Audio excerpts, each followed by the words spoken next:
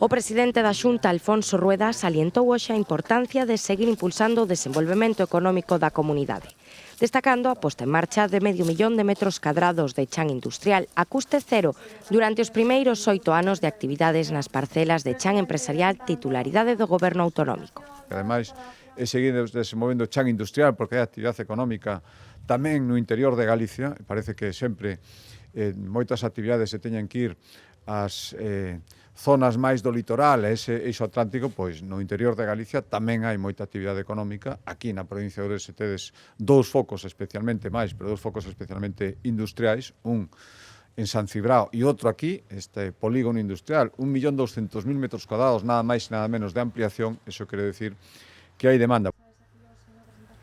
En total, o novo parque empresarial de Carballiño terá un ámbito de actuación de máis de 1,2 millóns de metros cadrados.